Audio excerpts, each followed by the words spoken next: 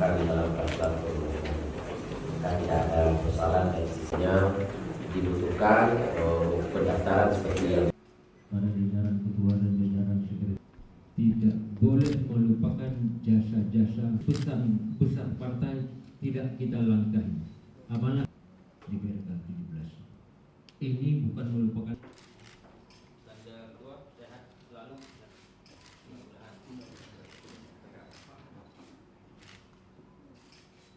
Kepada para undangan untuk mengikuti yang bisa saya sampaikan untuk kinerja di hari.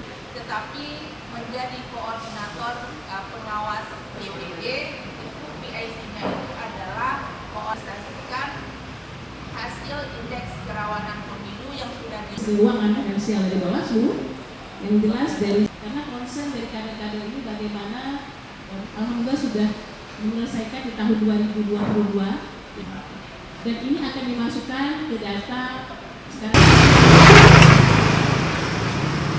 yang akan disukai ya, dan akan tanggal 18 Oktober 2025 November 2023 3 hari setelah ditetapkan sampai dengan 3 hari sebelum hari pemungutan suara, karena 3 hari sebelum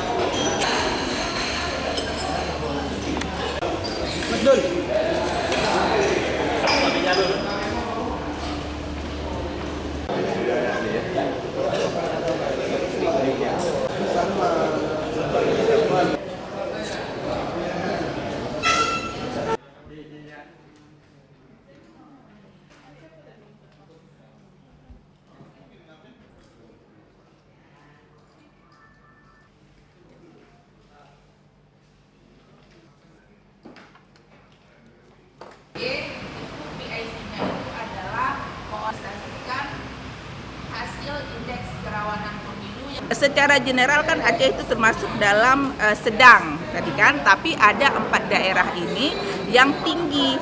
Kita memiliki kader pengawasan dan ini akan kita manfaatkan mereka sebagai corong Bawaslu untuk secara masif mereka melakukan sosialisasi.